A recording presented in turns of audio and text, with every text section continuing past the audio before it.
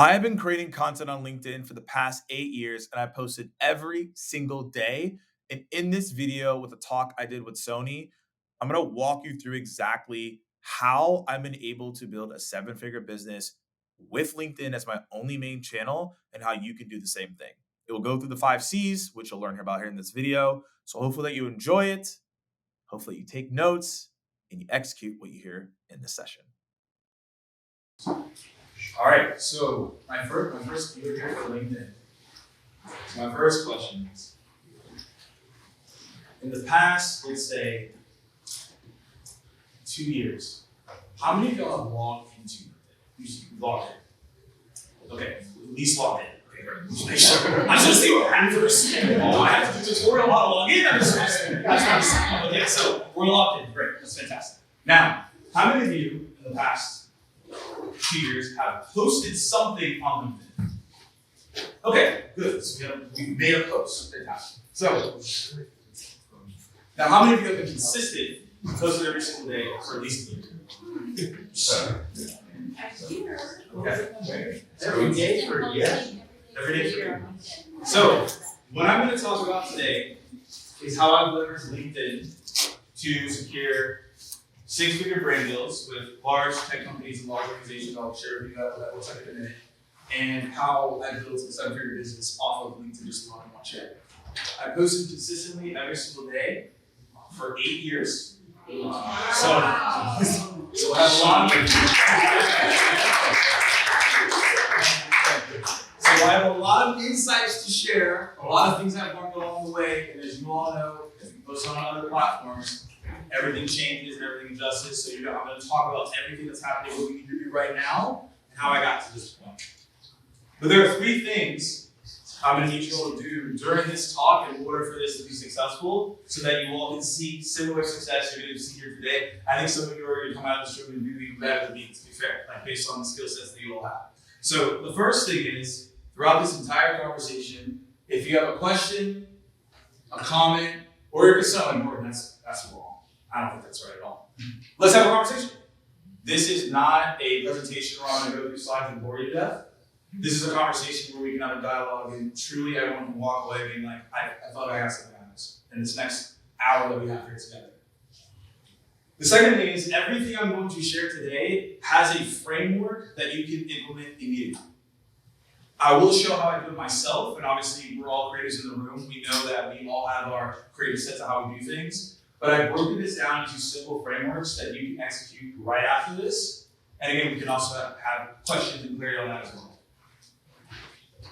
The third thing is, as I go through this conversation, I want you all to think about what are the 3 things that you can take away and go execute right after this. I found in doing this workshop tons of times and doing a lot of talks is that some of you may take 20 pages of notes, or may take 1 page of notes. It doesn't really matter. I highly encourage you to only focus on 3 things to do after this. If you do more than that, you will actually overwhelm yourself and do nothing. And then you just wasted an hour. I don't want you to waste an hour. All right? So I want you to think about that as you take notes today, whether you write it down, computer, phone, don't really care. Think about what are the 3 things Morgan said today. Like, I'm going to do that right after the session. So can we all agree to those 3 things? Yes. Yeah, awesome. So with that being said, let's dive in. So y'all, this was my first post on LinkedIn. And when I posted this, I 100% wanted to give up. I was like, this sucks. Like, I'm pretty confident. I looked at this the other day. 7 people I worked with. One of them was my mom. My mom's gonna come through. And then one of them was my brother. And then it was the girl I was dating at the time and one of my best friends. But here's the whack part. My dad and brother didn't like this post. So I was like, wait, what? You can't even love half the family. So anyways, clearly I didn't know what I was doing. So I think all of us have been at this point where like, we put a post out there, it fails, and you're like, why did I even decide to do this? Like, this is whack.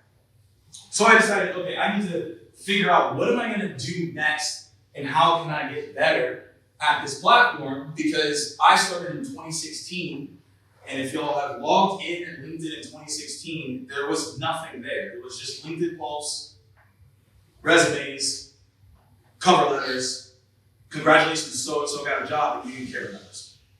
So, but I knew there was an opportunity here because I also knew in the long term that the value of the follower on LinkedIn would be more valuable in the next 10 years. That was my bet. I was like, in 10 years, if this is anything wrong, it is what it is. But if anything right, we'll get a good spot. So then I started studying and understanding how to write content, how to do content, how to be creative. And so this is me literally in the lab, figuring out what am I supposed to do, right? So this is back me in 2016. You all can make fun of me with this terrible microphone I had, by the way. I don't even know what this was at the time. But I was like, let me just get started. So I started making some tweaks. I started getting better. I started analyzing what do I need to do to get better, and what are the things that actually lead to success on this platform. And so today, you all can see the stats here. All those brands below are the brands that I work with. I have done stuff for, done activations with Slack. I have a deal with HubSpot as well. And now I'm at 160,000 followers within the past 8 years. And it's helped me grow my business to 7 figures at this point. And again, this is only on Snap. This just came from LinkedIn, okay? I've done some videos on YouTube, etc., but my main platform is LinkedIn, all in here. And the thing is that out of these followers, and we're gonna talk about this a lot today, the value of these followers is so high because LinkedIn is the one platform where I can go to every single follower and I can tell you what their job is, and I can also tell you how much they make. So I actually know the value of 160,000 is actually way more than most people because I can go to each person and I can directly correlate to value. Now, my audience is mostly salespeople. I create sales content and do like content creation content. So a lot of my audience is salespeople. The average tech rep has $100,000 to $200,000 in on-target earnings if they hit their commission. So you can do the math that the value of my followers is pretty high because most people in my audience make 6 figures. So if I'm talking to a brand, it's not like I have 160,000 followers. It's like I actually have millions of dollars of potential revenue for you to obtain because of these followers. The conversation changes. That's why for everyone in this room, it's so important to latch into LinkedIn. Now, I know we have different people here. You own your own business, you're creative, you're doing certain things, and that's fantastic. But I want you to think about how can I quantify the followers and the people I have to get the brand deals that I'm looking for. And today, I'm going to show you how to get started on LinkedIn without it being overwhelming. Now, obviously, proof's in the pudding. We have to see some proof on what's going on. So we're in August right now. This is my stats just for the year. Just be clear, this is just for the year. We're not even done. And a couple of tweaks that I've made, I'll talk about. So it's got 4 million impressions overall. The engagement rate and things of that nature are interesting. I know in the last talk we talked about brand deals and things of that nature. These are things we're testing because our organization AMP is really focused on B2B influencer marketing. So we're starting to test brand deals. We're starting to test long-term partnerships, etc. So the engagement rate also varies, but you'll see the uptake and everything's going on in engagement over time. Continuously iterated posts, continuously test different posts. Right? So you see this upward trajectory in the engagement that LinkedIn can be a very valuable option. And on LinkedIn, the interesting thing is there's less repost shares. That's not the main metric of focus here. Your main metric is how many people are commenting and engaging, and then overall how many people are actually seeing what's happening. And we're going to talk about how actually comments engagement is really big on this platform, and we'll dive into that. But this just shows you exactly like the trajectory, what I've done so far, just to show you, hey, what I'm talking about today, I'm still in it, still active. Is this analytics through LinkedIn or through a third party? Great question. LinkedIn would never give you this kind of data. They're very guarded. They're very guarded. Now, this is not a sponsored ad. What I'm about to tell you the tool. This is not sponsored, so I don't want y'all to come after me and be like, Morgan told me to buy this thing. So it's called Authored Up. Authored Up. Authored Up, so like AUTHOERDUP. And the reason I use this is because you're going to see these posts in a minute. We have to make sure that formatting-wise, we have the right formatting for LinkedIn. There's a certain way you have to write on LinkedIn to grab people's attention and get heavy engagement. So this platform, when I write in it, it allows me to get an understanding of what's the preview text, does the hook actually match the line? When it shows show more, does it do the right things? Is it stylistically make sense? That's why I use Authored Up. And the great thing is in the back end, it has great data like this. So my team can go in and say, okay, clearly we started really doubling down on actually, we did 2 posts a day actually from May until the beginning of August because we wanted to see that created uptake of engagement, and actually you see that it did actually when we did 2 posts a day. I don't recommend this to everyone, we just wanted to see what would happen. But I like seeing this because now I can see this graph of like, okay, these were great months, this is okay, what can we do? So hopefully that helped answer your question. Yes, thank you. Cool, anyone have any clarifying points on this before I move forward? Okay, cool, so now you're probably wondering like, why this, right? So here are like the 4 main points of like why you should be focusing on this. But the biggest thing I'll tell you is that it will generate new business opportunities. There's a lot of you in this room, probably are YouTube creators, TikTok, Instagram, creatives, photographers, and I want you to think about how could you start tapping into businesses that can pay you more money. So there are businesses that are out there, I'll do like a sales kickoff, I'll do a keynote, I'll do a talk, and I've identified and found that they're actually willing to give you possibly more money than what you're getting maybe on these other platforms.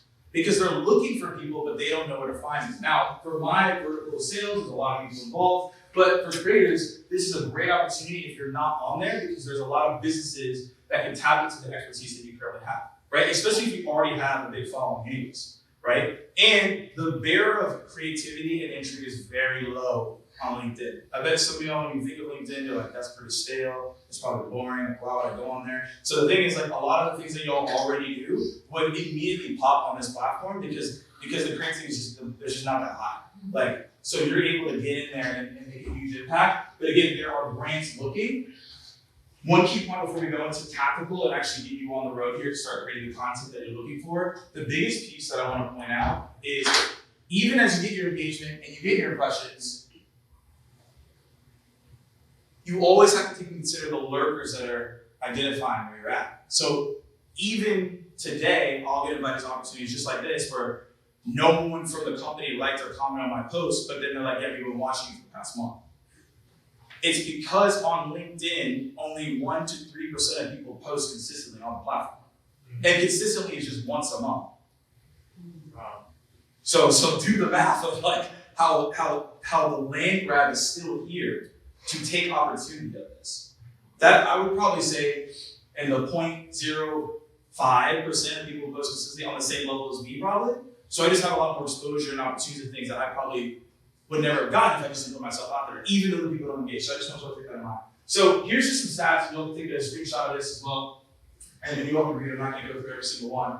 But the most important thing is recently, LinkedIn crossed 1 billion users. That's probably the biggest thing that I want to call out here because most people don't know that. It's happened like actually 4 months ago. So this is not a dying platform. This is a growing platform. It's not stale, and I don't think it's going anywhere. LinkedIn has gotten too far ahead at this point where I don't think they're going to even have a competitor.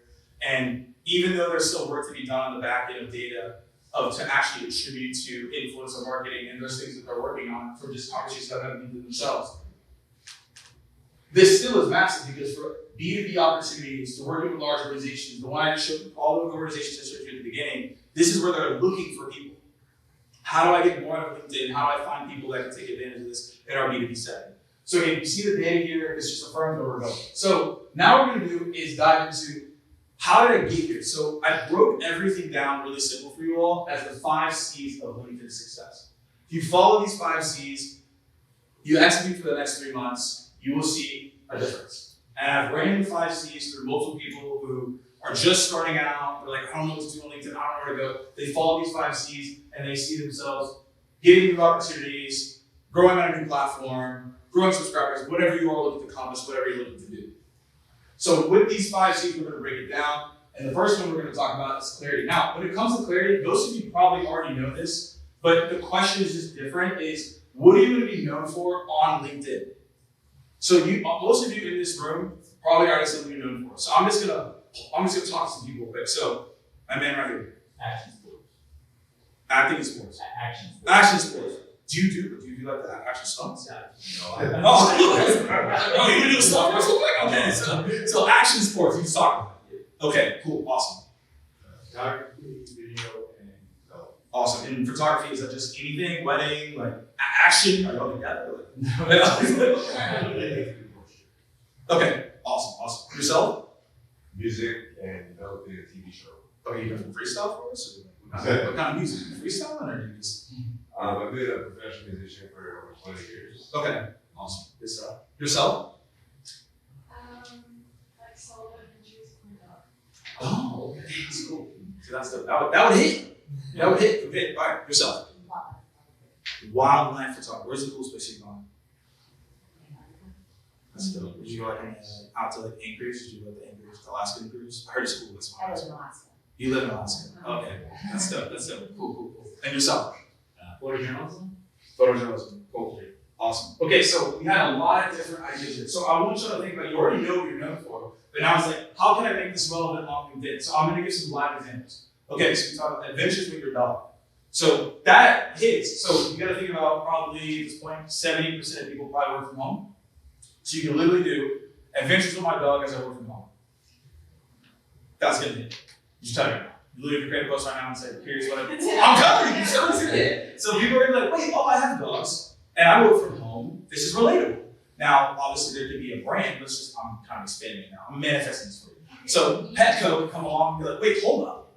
Who is this? What's happening here? And then now put me in brand deal on LinkedIn because you're speaking to people who work at home. Petco's probably like, we need to go sell more people who work at home for dog food.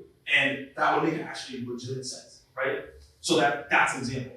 So then we have one right here, right? We're talking about action sports, but you don't do the stunts. So I had an idea for you, but you don't do the stunts. So another thing could be, okay, within action sports, there's a lot of people actually on LinkedIn overall that are starting to like BMX, etc. All these things are actually starting to tap into LinkedIn. So you actually can start interviewing people that are in action sports and talk about how do they actually get deals, how do they actually like activate their brand, and how do they actually grow in their career, right? And then so I don't know about that, but I'd be interested to tune in. But then a brand that is in action sports would be like, wait, who's this person breaking down this is interesting. So now you start getting more exposure there, right? I know this person, but we don't have time, but you get my point. Is that you already have something, you just gotta figure out how you're gonna be known for in the B2B sense. You already have it, right? And that's the key. Even if we went to Alaska, so this is a fun one, because a lot of people at the end of the day, right, wanna go take a trip. A lot of sales professionals want to take trips. So if you start talking about that, then other brands that do, there's like a lot of tech brands that do expenses, travel expenses, they actually would partner with you because now you're talking about that travel. So again, this is the piece, and I want to break this down. Most of you already have your content pillars, so this is going to be probably something that you already know, but it's important on LinkedIn that I've seen that's led to the success we just talked about. So the way I do my pillars on LinkedIn and even across all my content is 5 pillars. I've done like 20, I've done like 25, and then I was like, it's just 5. So the first 3 are your revenue generating pillars. This should be like 80% of your content. I believe in like Pareto's law. You might have probably heard this, 80%, 20%. So I just focus on 80% of the results, and then 20% we mix and match. So here, these 3 are the things I'm talking about. Innovative ways to generate pipeline. If you were to go on LinkedIn and look at my content, most of it is around how to get pipeline and how to sell more things. That's how I grew my brand. That's what I get typically asked to talk about. And that's why most brands partner with me that are in that sales industry and that sales space. That's typically what happens. So then I have tools and frameworks. So we added this as a pillar because I will actually do tech breakdowns on tools and tell companies and people on how to actually use them. So anything within the space, I pretty much know exactly how to talk about it. That's where my partnership with LinkedIn comes into play. I actually break down stuff for them. I talk to their clients about the tools, and that's that. And then our companies around influencer marketing and the creator economy, obviously I'm here talking about it as well, so that's another topic. When I talk about these topics, the goal is that this is going to lead to some type of revenue, this is going to lead to some type of client, and this is going to associate me with these terms, so I become the person that people go to for these things. Now, you can break these down into percentages. We do 50% here, 40% here, 10% here. Most of my audience is salespeople, so we're trying to nurture them to this. So right now we spend a lot of time here because we know that's going to lead to engagement, and also this is why people invest into what we do. But then obviously we're trying to turn this into long term. But think about what your 3 are. You all probably already know what it is, but like think about it and you'd be like, these are our revenue pillars. Within our team, if we create a post and it does not fall into these 3 pillars, we do not post it. It is not allowed. Even if someone's like, oh, this would be, no. We ain't posting. Except when we get to the 2 personal interests. So this is where it gets fun. So I'm a huge video game person. I don't know if everybody sees a gamer in here, but I am pretty big. And then I also am into hiking and outdoor activities. I live in Arizona, so there's a lot of places to go hike. I have a place to check out. Now, the thing with this is, why are the personal interests important? Obviously, you want to be relatable, but there's another point to this that most people miss on why this is important. So with my video game post, or my video game theme, I will actually add in video game characters and concepts into my revenue pillars. So for example, I had a post and I was like, hey, I'm going to share with you all, and we're going to talk about some of that today, but I said, hey, I'm going to share with you all a outbound play on LinkedIn that converts at 42%, and I called it like Mario Super Jumpers, basically. And the thing is that I had a tactic that works, but if I just said, hey, I converted this at 42%, here's the play name, whatever, people might have just been like, it is what it is. But I made it unique and said, hey, I converted this at 42%. I called it something that I already talk about as my personal interest. So the people that really sometimes maybe not engaged, they actually engaged because they were like, wait, what the heck is that name? But like they associated the video game, so they actually had more engagement than usual after A/B testing this. So the thing is, you can post your personal interests, be like, hey, I hike, I do outdoors, I travel, video games, and some of you, your revenue generating topics could be what my own personal interests are. But the thing is, your personal interests just make you more human and it makes your content more relatable. Instead of just saying, hey, I do X, it is what it is. Hey, I do X, and then you add in a unique flavor to it. That's why we want these two personal interests. So ultimately, it looks something like this, where you have your 5 pillars of content. And again, we stick to these 5 pillars of content. We do not deviate from these 5 pillars of content. Now, if you decide you want to change the pillars of content, that is 100% okay. But you need to have a focus on these 5 pillars of content because you want people to associate with something so they know what you do. And we found that to actually be very applicable across the board. And we redid the strategy actually 4 months ago after we saw like some dips in impressions and engagement. We didn't like what we were seeing. So we're like, we need to like make it this even more focused than we already did. So that's why we recreated these 5. And then if I went back to the beginning, you saw that upward trajectory. That's another adjustment that we made here. So these 5 pillars are absolutely important. Think about what that is for you, and then now we can execute it. Now, across the board, I just have a lot of different questions. You can take these questions. Most of you probably already asked yourself these questions. I didn't know the level of experience for everyone in the room. I know everyone's different, so some of these you might already ask yourself. But the thing is that these are the questions you want to ask yourself. And you're going to see this for a minute. Big thing on LinkedIn is showcasing the credibility you have. Starting off with posting like, hey, I worked with X brand, or I've closed this deal, or I did this shoot, I did this thing with my dog, I did this thing with action, whatever it is, right? We want to showcase that. 3 is actually one of the most important things because this is how you get credibility very quickly. And everyone on LinkedIn is just looking for like who is credible. Because we all know there's a lot of fluff content out there. It's like, what is this person talking about? So the quicker you can show credibility, the better. And we've seen that in the posts that have gotten the most engagement and working with the top creators on the platform. This is what we've seen. Is that the faster you can showcase this, it makes everything else easier. Did everyone get this? Okay, you got a question? Yeah, just a comment, something that has worked for me with that situation is anytime I'm about to share a piece of work that's recent too, like if it's a commercial or something, I'll then go and add potential people that I want to work with right before I share it. Yep. So that way I'm pushing it because I fall into that category of the once a month post on LinkedIn. Yeah. So the one time I do post, I'm trying to make sure anybody who I am looking to reach out to or work with, that I give myself that chance to expose to them for my new post. No, that's fantastic. What's your name? Dylan. Dylan? All right, so Dylan, we kind of cheated because this was the next thing. So I promise he was going to plan the crowd. But the thing is, like, you're 100% correct, is that you want to be able to create an association of people that you're about to work with or potentially work with so they see that, right? Because we don't want people to not see what we're doing. So I'm glad that you added that insight. It's very helpful for the room. Yourself. Yeah, before we go to the next one, I was gonna ask the strategy. I think all of us being creative, I feel like I struggle with the pillars to kind of like not overthink how like authentic I'm being or how like, you know, we can't like turn off the part of ourselves that's just like inherently perfectionist because, you know, this is part of like why we're here, right? So I feel like if you speak a bit to, you know, obviously there's a lot of automation and doing something every day for 8 years, I think at a certain point you have to just kind of get it done. Obviously, you have to practice things so you get better, but if you're kind of trying to switch that part of your brain off so you can just start the process, is there any kind of like, I don't know, insight you have with like not overthinking it, but still, implementing it? 100%. Yeah. I'm the biggest kind of a lot here. No, I overanalyze it. The question is a lot. Yeah, it's like, should I put a period here, comma? I overanalyze a lot. So here's my question to you. I have an answer, but are you a writer? Are you like a video person, audio? What do you? So I'm a photographer. Like when you write content though, Oh, when you do content, would you content. prefer if like, hey, I'm gonna shoot a video with you real quick and you're like, fantastic? Or like, yeah, I'm just a writer, I'd rather write out what I'm gonna say. Good question. I feel like I'm kind of in between. I wouldn't say writing, but I do like to give like narrative, like a little bit of storytelling is kind of how I think my audience engages, that they're invested in like, what kind of, the kind of photography I do is kind of like photojournalism, but also I'm mostly known for like celebrity photography. That's kind of how like I was able to build a platform. So I think people are interested to know from my perspective, like, oh, how did you get this picture of this person? Or what happened in the room? Like, what's the context? So I think I overthink, the content creator part of it, but I'm good at just like telling you the story. Like I can write down like how it went down, the pressure, like what went down. So a little writing, but not like. How many posts have you put out there?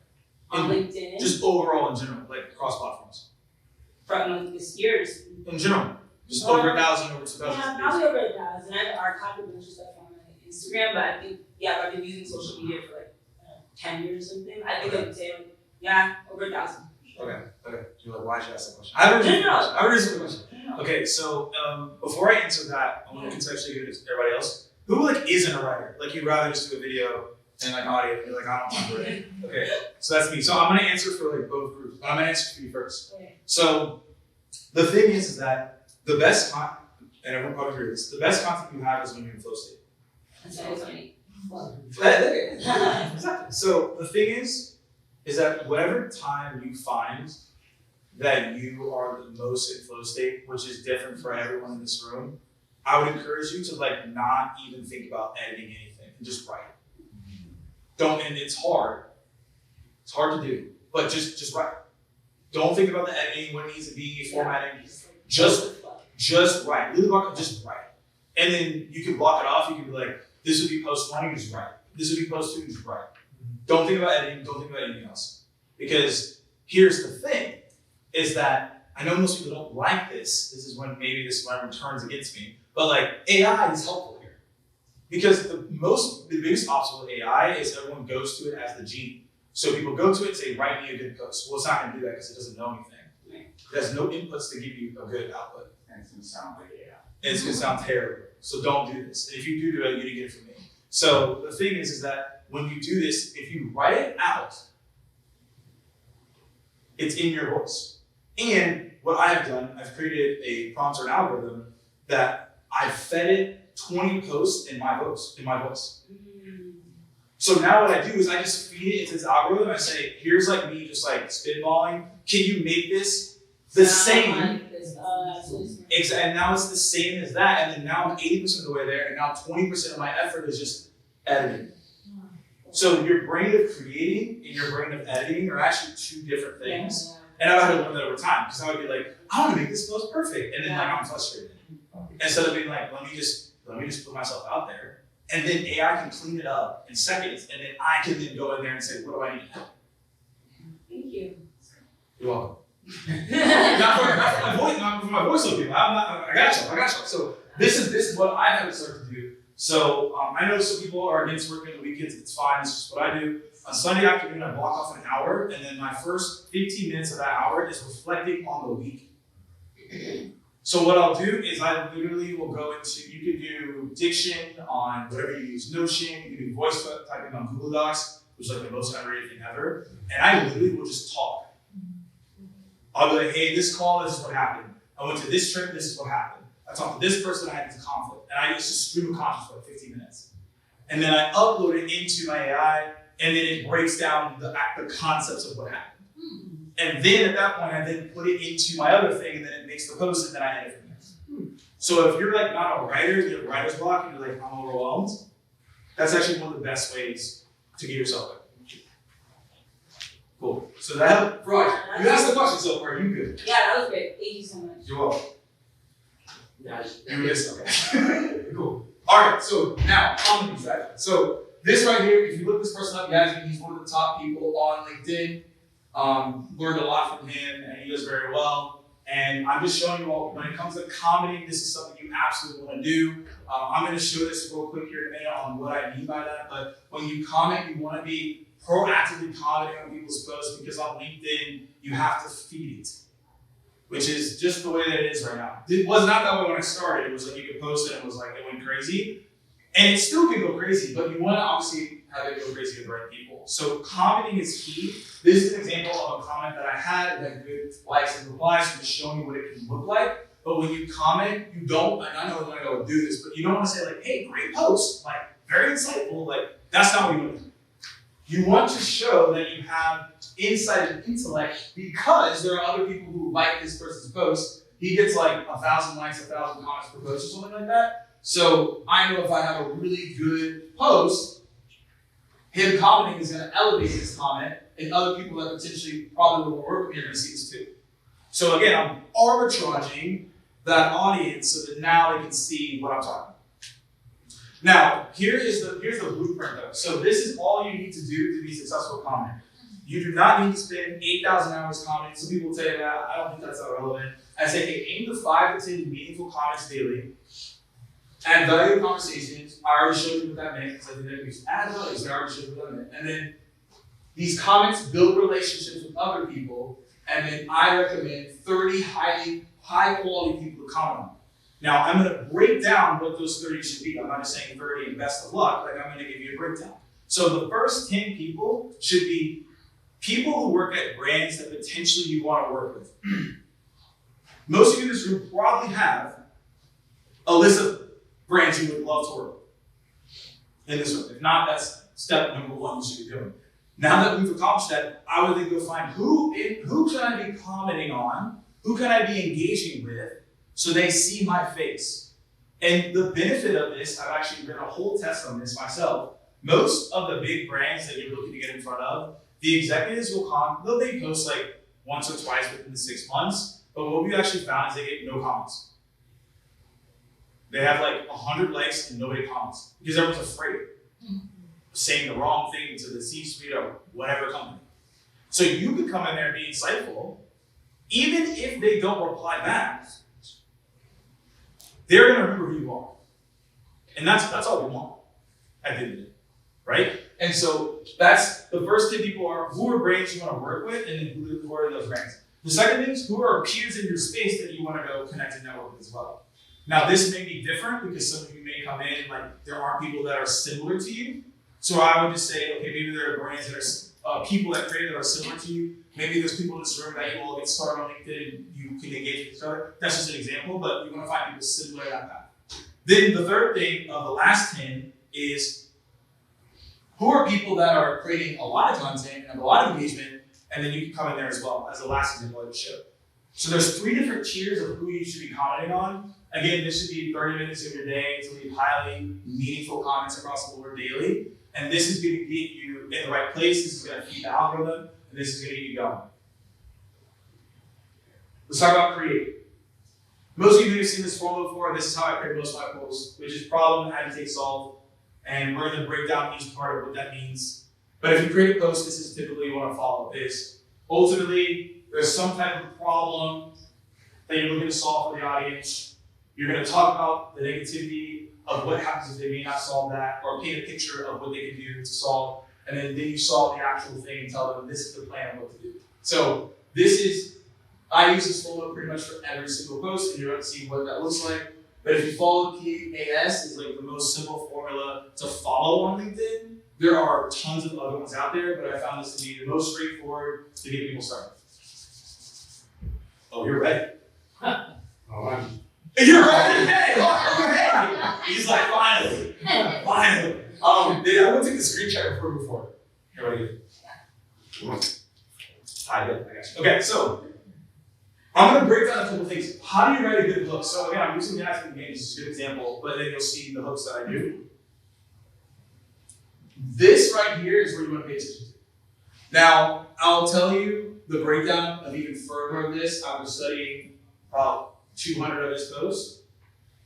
When you write a hook on LinkedIn, you always want it to be one-liner. Again, you see the example, writing on LinkedIn shouldn't have to be large. I've actually calculated out of the 200 posts, 175 had a hook that was less than 9 words. So I'm not telling you it's a silver bullet, I'm just telling you that proof's in the pudding. If you're gonna do a hook on LinkedIn, you want it to be less than 9 words, optimally. It could be 11, it could be 12, that's fine, but you want it to make sure that it's all in one line. We found that stats work very well as part of this. You're gonna see an example there in a minute, but stats do extremely well as a hook. If you say, hey, here are the 5 steps to become a 6-figure photographer, that will be a great hook. I'm just giving you examples, but this is how you would write a hook. And then the PS, this is a big one on LinkedIn. And asking and telling people what to do. So these are very small things in the call to action. I mentioned earlier, shares, reposts. It's not as valuable, but you can always add in from time to time just to see more people to see your content. But the PS is key. Every PS that you do, if you're taking notes here, you want it to be a yes or no. Because you always want to think about everything being on a 1st, 2nd, or 3rd grade reading level. Which I'll also add a comment to this. Every post that you do, the most high performing ones are on a 1st to a 3rd grade reading level. If you make it too complex, people will just tune out and then they'll listen to what I have to say. And we've actually found with the PS is high engagement when it's a yes or no. If you say, hey, what's the hook that you're using right now? Like, it's just too complicated. So you have to keep it super simple for people. So you're like, oh, yes, no, whatever. So this is writing hook hooks. Now, here's another one. Another great talent talk is Laura, and she talks about how to actually write these hooks. So I'm just giving you all the posts of what this looks like. Because some people are like, well, how do I actually write a hook? Well, the best way to do that is to think about what is the point of this? What are my last 10 posts doing? So this is the first thing I gave you with guys meeting is like how to get started with the hooks. This is, okay, once you've done a couple of posts, you now have to start figuring out what hooks are working for me. And they all are formulaic and they're all consistent of value. And we just point to those over time. So you just look at your last 10 posts and say, okay, this hook's working really well. And then we look at those last sentences, we see if we can loop it back, right, to see what they're talking about, and then what are some main ideas and keywords that are working really well. Now within that, here's examples of what I've done. So these have also led to high engagement as well, and you'll see that I have different things that I use call to actions. The reason I'm actually pointing this out is I highly encourage everyone in here to think about a theme. So what I've done is I did this one for a while, which was Tactical Tuesday. Every Tuesday I would do a vertical video. I talk a lot about Sales Navigator, so that I would break this down. I actually made it into a part series. I went up to like 50 or something like that. So I made it a part series when everyone came back on Tuesday for this thing. So you all can think about what theme posts could you be doing. I did Tactical Tuesday, Fun Fact Friday, Shout Out Saturday, Wisdom Wednesday. I did a lot. But they work because now people know to tune in. And I want you to think about this psychologically. You all don't have to answer in the room, but there's a show right now that you all know, that you watch on a weekly basis. You know when it comes on, you know when it's coming out. Even when you were a kid, you knew it was happening. So we're doing the same programming here, is that we're saying, okay, we have a weekly piece of content, we know it's coming out on Tuesday, from X person, it's going to be on this, and I'm going to show you to check it out. So think about from, it doesn't matter, Monday to Sunday, whatever you decide, what is your theme post that you're going to do on LinkedIn? I've seen this work consistently over time. I've done multiple theme posts, and that's how I've been able to stay relevant over the past 8 years, is by just having different themes that I do. The content in itself changes a little bit, but the themes always are just different. We got a Tactical Tuesday, a Wisdom Wednesday, like all this stuff. So I want you to think about for the topics that you have, what type of theme could you have?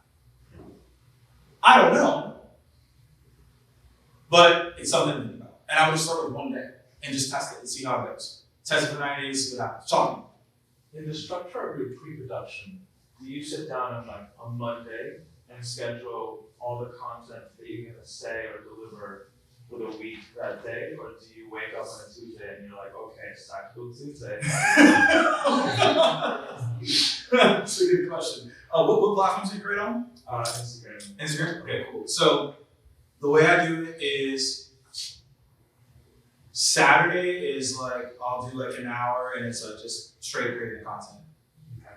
Sunday for an hour is the QC. May I ask how long does it take you to create the proper content for a week on Saturday? An hour. Great. Yeah. You change a lot of life right Yeah. Well, it's AI. I was gonna say that. It's the AI. That's what makes it so fast for me. Like Also, before, yeah, it was a new You bit, but said now, you've been doing it 8 years too, right? yeah. So Yeah. at this point, But it really, I'm telling you, it's the AI because if I can get 80% of the way there, yeah. it makes my life a lot easier. And then I just kind of look at the hooks over time. But yeah, it takes me about an hour, maybe 2 if I'm doing like more of like deeper story narrative or like partnership posts that like take a little bit longer because they want, they're like a little picky sometimes. I'm like, all right, guys, relax. But normally an hour. But then that editing process is about an hour and a half too because I'm like checking and thinking it out. And then I will QC it for one run, and then I have someone on my team who will also QC it again, and then we're ready to go for the week. Do you schedule the post too, or do you like go in every day and post it like maybe like? So I personally do not post. I saw my team post. Yeah. But just to give you full clarification. But the thing is like before, yeah, I would 100% post on because it's weird. Like we saw when we scheduled it, we had less engagement. And so I think there's probably it's some nuance there. I don't know what it is, but so we stopped scheduling the post and we just post in the actual platform itself. You and then you Microsoft. So in the talk, I said I could do a 50-day challenge of Yeah. writing every day. And I actually had to stop at 45 days because I was getting too much down, like too many founders and CEOs reaching out to me. So, and I just can't sort of all the information now. Of course. Okay, my biggest issue is timing. Okay, so I still do everything manually. I'll start writing a post, and then the day goes by, and it's 4 p.m. And I'm like, it's too late to post. Yeah. So then I'm like, I'll wait another day, and then my day goes by. And so then it's 3 days, right? So how important is timing? Like, when do you have a certain time that you post every day? Is it true that it has to be kind of like in the morning, kind of lunchtime, or do people post at night? And then what about weekends? Because I tend to not post on the weekends because I think weekends don't do it. These are all great points. I think at the end of the day, I get business and doing and like it's fine, like obviously we let attend to the clients, so we create the content in the first place to get those leads in. So 100% you can do that. To answer your question, the first part is we've seen some interesting things. So I post at 8:55 local time, so like East Coast time. And that performs very well because I have people that are international audience. And so I'm hitting people like in London, Germany, etc. So I want to cover as much as I can, and that is very successful. But the interesting thing is, there are posts, and I'll show some here in a minute, that we posted at 4:55 p.m. that go crazy. And my belief in that is that because everyone on LinkedIn, the day is over, people are winding down, they're not in meetings anymore, so they're now coming back on the platform, and now they're re-engaging. So when we ran that test, if I were to go back to the slides, we actually were running 2 posts a day. We were doing 8:55 and 4:45 because we found that for the posts on LinkedIn, they have about a shelf life of about like 8 hours. Not all of them don't. If it pops off, it pops off. It keeps going. But most of them have 8 hours. So we said, okay, well, if we have an 8-hour shelf life and we do a new post right after the 8 hour, then we create a new post and we get new trends and uplift. And so that's when we started testing it. So to answer the question, I found that those 2 time zones are good, time windows, but also as well, a test is in order too, is what I tell people. And then you had another question. Weekends. Weekends are super interesting. So I found that weekends are for more of the personal interest post. So I was like, let me see what happens. This actually is like recent. I can just show you because I was just like, all right, let's just see if this is legit or not. So this past weekend, I'll show you like in real time, we were like, okay, let's see if we can post Slack. We're just like, I don't know, but let's just see, right? So on the weekend, I've now started to post. Let's see what's happening. Okay, check this out. Look at this post. This was on a Sunday. I was just like, yeah, top 5 video games, guys. What's up? And like 300 comments. Halo 2. So I was just like, all right, let's just see. Went crazy. So what are we gonna do? We're gonna post more video game posts on Sunday, right? And so that's just to show you what I believe on the weekends. I don't think people are looking for maybe use cases or content. I think what they're looking for is, hey, what's relatability here? Like, what are you doing? Like, how's your life outside of work? And so now all our posts are pretty much stuff that's outside of work, unless for some reason it's different, but we found that to be informative. Thank you. You're welcome. Halo 1 was better than Halo 2. So here's Just the saying. Did you No, I think it's fair. in the comments? Like, Huh? Did you put Halo 2 on purpose for people to be like, oh, we're gonna battle? Yeah, we're gonna I'm actually a huge fan. I mean, slightly I do this sometimes. Like, I'll put like a Majora's Mask because people are always like awkward at times, so I know it's gonna cause a stir. But like with Halo 2 though, like I actually did like MLG semi-pro. So like the first time where I was like, okay, like I'm good at games now. It was all the multiplayer aspect. That was it. That was it for sure. Because the campaign of Halo 1 is legendary. Yeah. So. All right. Any questions on this before I go to the next thing? Or should we do? Talk to me. I'm curious to know if LinkedIn is the only platform you use because you're spending so much time to it. You post on Instagram, YouTube, Facebook, any of those, or is it just LinkedIn? Great question. So I was doing in like 2016, 2017, I was doing Instagram and LinkedIn at the same time. I got Instagram up to 10,000 while also doing LinkedIn too. But I made a decision to completely cut out Instagram and just go all in on LinkedIn. Because I thought long term, if I focus, it could lead to higher dividends to like the business. And it did, and for my career. But now at the point where I am diversified. So Twitter, I have like 23,000. And then on YouTube, I'm just now starting to grow that. It's like 700, but I just started that like a couple months ago. So now I'm taking literally all the content I've had over those years and now starting to go in those other platforms. Yeah. Can you talk a little bit more about Twitter? Because there are a lot of like the top level creators are all on Twitter, right?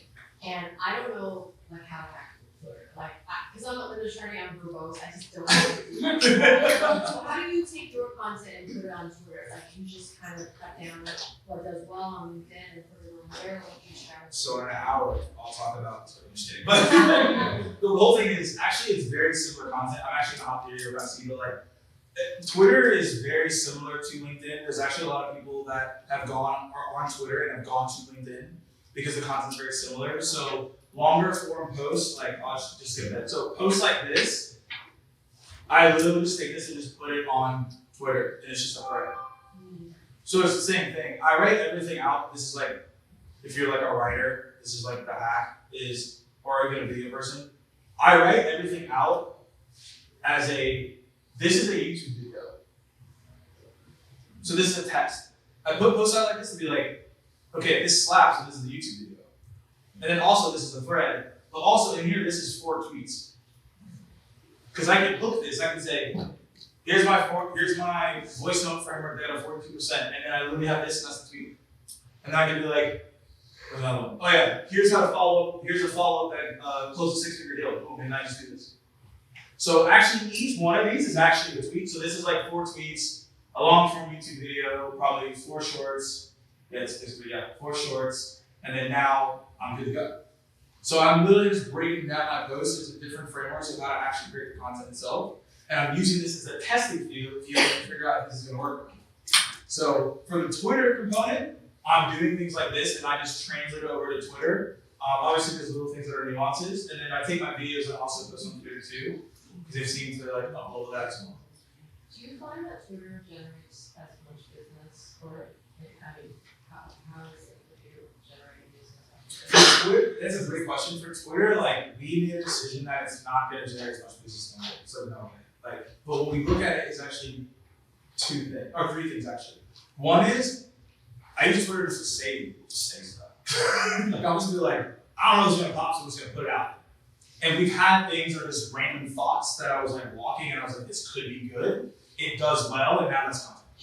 The second thing is that there's still this highly valuable people on Twitter that are active on there. So it's actually, we've actually been able to get really good high valuable connections. We've been able to get speakers to some of the events that we do just because I was on Twitter and chopped it up. And then the other component is actually we can drive people to the newsletter. So what we do is every single person that follows us, they get like a DM, they get actually an automated prompt that then opts them into potentially our newsletter. And we started to see more link clicks to the newsletter, we see more subscribers. So I know like, okay, if we create this content, we're gonna get more people to follow us, we're gonna get new subscribers. LinkedIn, if you try to do any automation, they're gonna keep you off the platform. So that's the 3 things we see. Oh, is that right? Yeah, I've had a lot of people just get like straight kicked out. The LinkedIn algorithm is actually modified by an AI. So if you do too much, it'll flag you and they'll just like boom. And once you're kicked off, you're kicked off, right? You can get it back, but it's a hassle. Yeah. It's a hassle. I just don't deal with it, but Twitter like it's you do it on there. But here, nah, I don't mess with it. Yeah. Okay. Question, no, you had a question, didn't you? I had the same question about time. Oh, yeah. Yeah. So that answered your question. That should, yeah, You feel better now? I feel better. Fantastic. Okay. Do you ever use the article, like, I know LinkedIn has the different options for kinds of posts, like on these longer posts. Yeah. Do you ever utilize, those different options? So we haven't tested this yet, so I don't have enough data, but I'm kind of talking about what we're thinking about doing the next couple months, is starting a newsletter on LinkedIn instead of the article. And so the newsletter, the cool thing about it is every person that is looking to follow you or connect with you will automatically be prompted to follow your newsletter. And then in that newsletter, you can push to anything of your business or your own personal newsletter as well. So we haven't launched that yet, but as soon as you launch the newsletter, it alerts everyone. And then when you post something, it alerts people to as a notification. So that's like another path we're gonna take. We don't do the articles anymore because they don't have the same reach, they don't have the same lever as they did back in like 2018, 2019. I did a lot of them, but they just don't have the same reach as they used to. So even if it's like a longer thing, you just skip it, because I don't even know what the limitation is in terms of. It's like, I think it's like 1,600 words. Like this is probably as long as you can get here.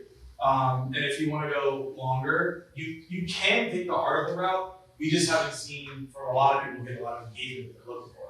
So I just say, hey, let's just create long format posts like this, and then we can modify and adjust accordingly. Cool. How often do you do long ones? We do long ones once or twice a week. Okay. Yeah, because if you do too much, you're like, oh my gosh. So we do 1 or 2 a week where we test this. Again, kind of going back to the hooks. Like this hook does really well for us. Hey, we schedule this amount of meetings per month. This is what I use. I talk about what I use and I just break it down. I get straight to the content. This framework works really well for us, right? But I do these about once or twice a week. Cool. One question, and we'll move on to content, and then we'll get towards lunch. Just curious about, well, some of us are here with the Create Action Program, we're nonprofit grantees. Yep. Are we using the organization pages at all? Are we just, using our profiles as leaders on LinkedIn, or? That's another great question. So I highly recommend everyone to use your personal profiles to grow. You will see, I think it's like 67% more visibility increase if you use your personal page on LinkedIn.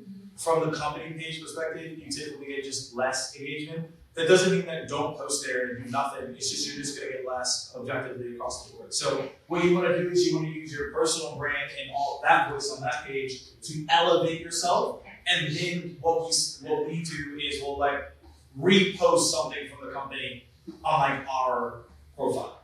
Hey, we just did this thing. Cool, check this out. And we do that maybe once or twice a month. Not a whole lot. But we do it once or twice a month. Yeah. Thanks. Cool. All right.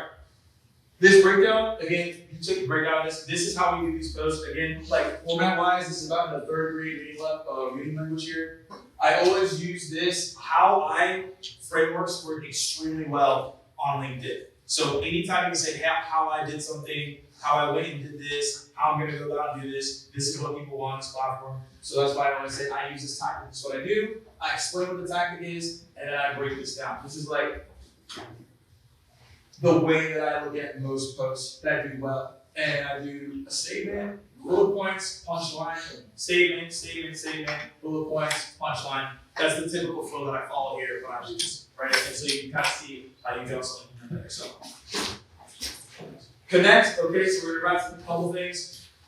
When you look at your LinkedIn profile, you obviously want to get a profile picture. Y'all probably know better than I do, so just make sure that you look good. But the only thing is, headline is the key. Headline is what people see when they connect with you. Did you get that? Got cool. The headline is what they see when they connect with you. So ultimately, at the end of the day, what you want to look for is you want to make sure that this is going to appease and bring in potential clients. And so I have a framework that you can just take, and then you can just fix your headline and do whatever you need to do, right? Because this is what people are going to look at when you send a connection request and we do the things we're talking about and you want to connect. So this is the formula right here. It's very straightforward. You just want to talk about what do you do on LinkedIn. This is literally all you need to do. I have found that if you say, here's my job title, here are the things I do, you do all this other stuff, it's going to overwhelm people. So you just want to talk about what do you do and how's it helping somebody. It's literally it. It's straightforward, nothing crazy here. Now, once you have done this, this is how you're going to start getting more and more people to connect. Now, what my opinion on this, right, is the more concise it is, the better, and that will lead to the connection you're looking for. Longer typically ends up being more confusing than what we see. Also, this is a controversial point, but we've seen the data in this. When you send a connection request, I encourage you to not add a note at all. I know. This is when people get upset. I know. I'm just trying to tell you. So the reason that it works is because most people, when they get a connection request, it says, "Oh, let's connect and have synergies and mutual." I don't even like synergies, by the way. I think it's an awful word, but mutual connections, all that stuff. People get really tizzy about it because typically when they accept those, they get pitched immediately. So it's just based on psychological behavior. If someone has been conditioned to get that type of message, they're not going to accept that message. It is easier psychologically to accept something where I don't really know what it is because it's not that threatening. But a threat is, hey, let's connect because we have 5 mutual connections because they've seen that and they got pitched. So we actually find that if you don't add a connection note and you have a really good headline and you don't look like you're in the dark in your profile picture, people are going to want to connect with you. So I just wanted to add that. Now, the about section, I'm not going to spend too much time here. Basically what I tell people is, I have a whole autobiography I've done here, but these 2 sections are all really what you need. What do you do and what are the core values for success that you have? These 2 I found to just be the cornerstone. Everything else is just greatly added in. But these 2 are the keys at the end of the day that will make your profile and make this super simple. Because people want to know, okay, what are you about and then what do you stand for? That's the cornerstone of what we're looking at here. Right? So if you get that nailed down, you're going to be set.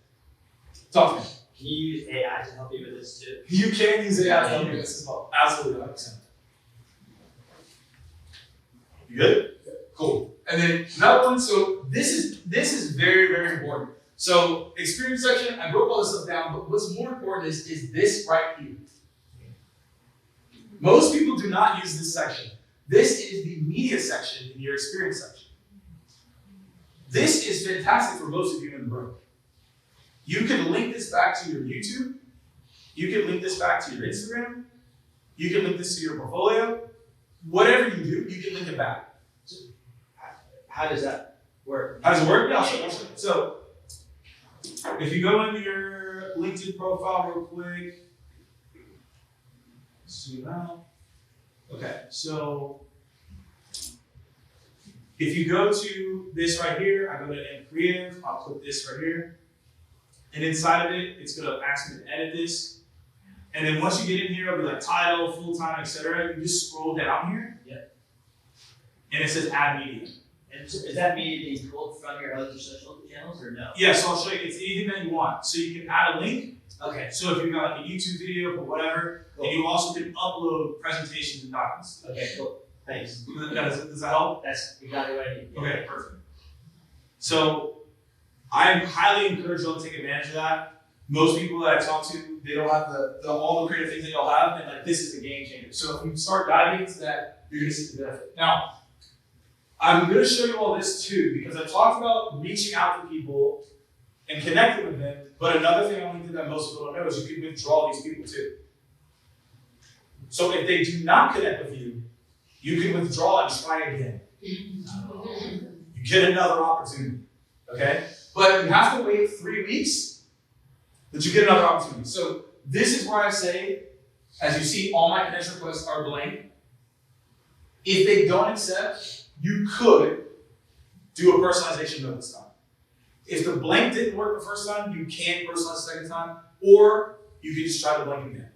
I've done both and have been successful. But I'm also showing you all, make sure you have it. And again, part one, where do you find that? If you go outside of LinkedIn, it should have like a see all or like manage your network, and you should be able to tap into this, and then you see withdraw, and you see on the far right, you can withdraw to people. This is incredibly important as you all look to connect with new people, because if you're gonna get this stuck, because it's only gonna show you like 4 or 5 people of potential connects. So when you're looking to connect with someone, they may miss you. So that's why we want to withdraw and try again. Just gotta wait 3 weeks. Classic follow.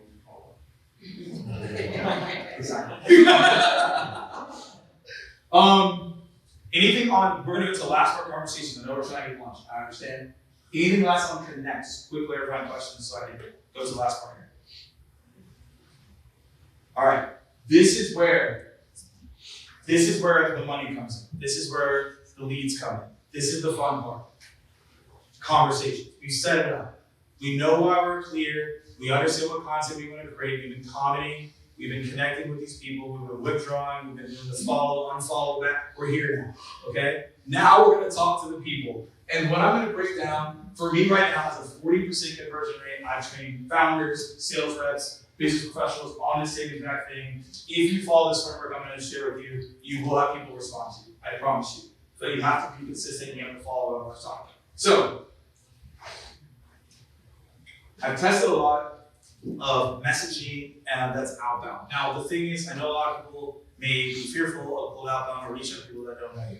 This is still fine because again, as we create the content, we will interact with these people and we can reach out to these people too. But I'm just going to break down how this is going to work, and I'm going to show you how this is going to be applicable for what y'all are looking to do. So the 10-30-10 formula I got because when you're reaching out to somebody and you want to have a conversation with them, a potential brand deal, whatever it is, we don't want it to be super long. We want it to be something of like a movie trailer that just gets people intrigued enough to hear us out. So in studying famous movie trailers, most of them are about 60 to 90 seconds. I took that down a little bit further and I said, okay, less than 50 seconds, if you send a voice note or a video, which I'm about to show you how to do that in a minute, you can convert opportunities. And this is how I've been able to schedule meetings with Fortune 500 companies, how other people have sourced 6-7-figure deals by just following this framework. So the first thing we're going to talk about is stating the reason for the video or the voice note. Where most people go wrong is they'll create a video or a voice note and reach out to someone, and they just say way too much in the first 10 seconds. And most people are predicate videos of YouTube, you already know this, but it's like you don't make a video and say, hey, my name is so-and-so, I'm at this company, and I just thought this video would be cool. It's over. It's a wrap. They've already moved on. So start out your video literally by saying, if you reach out to Sally and say, Sally, this is the reason for my video. And psychologically, based on data actually backs us here, if you state the reason of why you're reaching out, people are more willing to hear you out. Because now they're more prone to hear you because you have a reason. But if you just say, hey, I thought the video would be cool, I'm reaching out, I'm just hanging out, they're not gonna care. We have to give them a reason on why. Now, don't say the reason for my video is to book a meeting with you. You gotta give them a legitimate reason. We'll talk about that means in a minute. But we always want to start the video with the reason for my video is. And that could be they liked your post, they commented on something, they went to your website, you saw something on their website, you saw something they posted in social, whatever it is, you want to have at least a reason. We call those clues, but you know a reason on why you're reaching out. So that's like the first step. Second step is the unique value prop. I have a tool here, most people I work with, they have some type of tool or technology they have, but here you have service instead of tool, and what do you offer to the person? So hey, our service does X, or hey, our sales training is going to help you 2x your conversion rate. I'm just giving you random examples, but you all know what you bring to the table. You want to condense it down in 30 seconds. Bonus points if you can reach out to someone and then talk about relevant use cases that you've helped other companies select in that space. That's bonus points. Doesn't need to be there, but it is bonus points. But again, the premise here is how are you helping them in that value? And then the last 10 seconds is the call to action.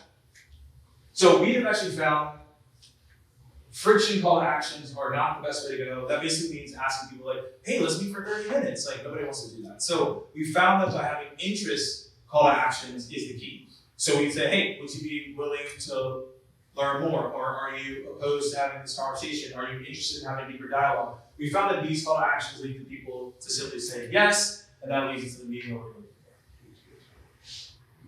Now, here are examples of what this looks like. So how this works is on your phone, if you have the LinkedIn app, and you're first degree connected with someone, that's the way to connect with people, you can send someone a voice note. So if you were to look at your phone right now, and if you were to message someone, on the bottom right, you'll see this mic, and you can record a voice message. Here are the two things that are unfortunate about this voice message. If you do this voice message, you can't listen to it before you send it. So you're shooting your shot. You shoot your shot. Now I will say, like, are you sure? But like, you better be sure. So you can't listen to it, which I think is silly, but like, I'm just letting you know so none of y'all are shocked when that happens. Also, you only have up to 60 seconds. So you can't be a yapposaurus here. You can't just be yapping away.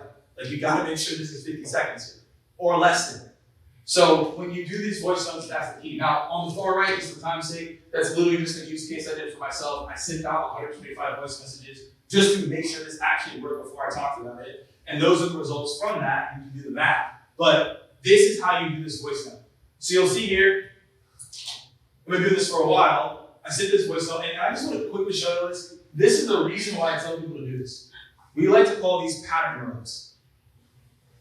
And you all know in the world of content, you have to create content that obviously is unique, that people pay attention to. Well, when you reach out to people, it's the same thing. You have to do things that people just aren't prepared for. So the voice notes, I guarantee you, if y'all were walking around here today and starting voice notes, someone would probably reply to you like, I've never seen this before. And this has been around for like 4 years. People still don't know it exists. So this is the reason why I'm so bullish on it, because I'm like, hey, look, this is the comments you're gonna get. Hey, this is the first time I've gotten this, which means they're gonna listen. Other examples. So when you do a voice message, depending on how much you want to follow up, you always want to ask for someone's feedback. So when you do send that voice note, we ask for people's feedback. You don't want to say, hey, bubbles back up at the top. Oh, did you see my net? That's annoying. So we just ask for people's feedback because feedback is easier to get. People like to get feedback and they like to help. So psychologically, there's more of actually a positive outcome by them giving you that feedback, by asking for the feedback to get that response as you're reaching out with whatever personalization you're doing. And so you'll see, again, this is just the voice notes and examples of it. But now let's go to videos.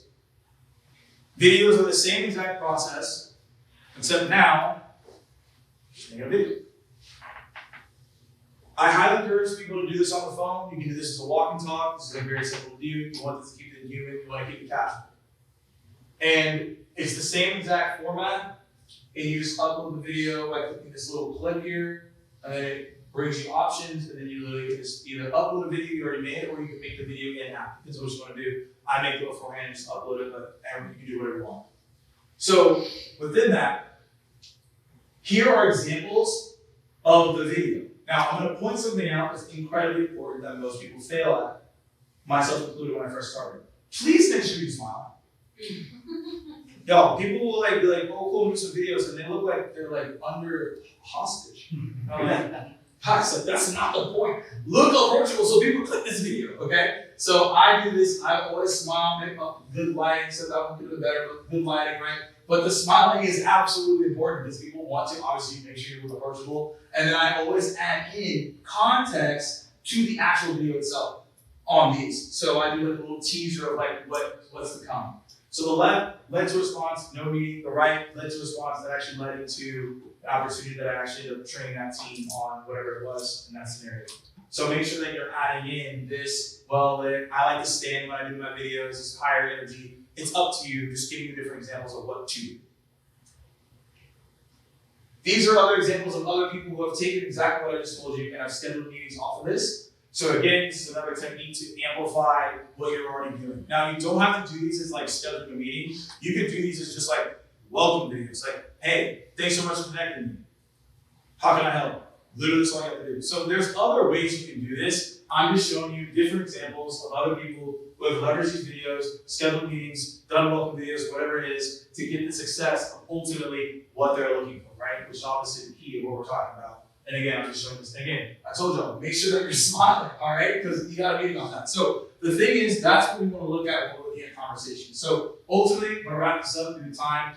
This is basically the execution plan that I follow, right? If you're starting off today, this is what I would do after the conversation, right? Is I would look at these 5 steps and figure out what 3 am I gonna hyper focus on. But if you're starting off on LinkedIn, you don't have to start off with me, you don't have to do all posts a day, like that's not what you need to do. I'm just saying at least 1 to 2 posts weekly to start. Start testing, start getting acclimated on what to do. Make sure you're engaging and comment daily just to see what type of posts are performing well. You all have done well on other platforms, so you know what that means already. You've done your studying, and then just start having meaningful conversations and building your group of people you want to talk to. But the recap is these are the 5 things I talked about, but this is just condensed down. And so ultimately, these are just takeaways, right? These are the takeaways of what we talked about, different ways that you can stand out, right? And ultimately, this is like just homework, right? Of things that you can do, right? You can start being like, hey, you know what? I got my 3 revenue-generating topics I can focus on, 2 relevant topics I would come out here with, what are the 10 to 20 people I need to follow, draft that first LinkedIn post idea, and then in 90 days, start going. Now, before we wrap, I see it, bro. I got you, don't worry, I got you. Before we wrap though, I'll give you this last bonus thing. I know I want to go for lunch, so I want to get delayed.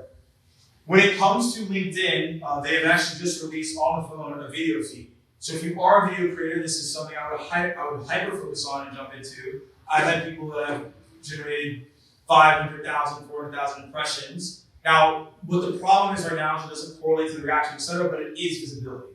So it is a great opportunity to hop on. If you create video, it is probably the number 1 thing on LinkedIn right now, next to, let's say, selfies, like pictures plus caption.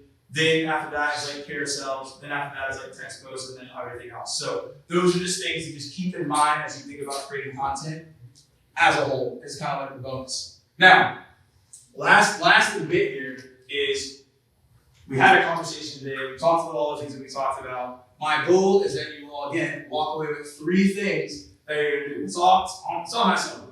3 things you were like, okay, boy, that made sense to me, whether it was in the Q&A when I was going around or in this content, that you're going to go execute on.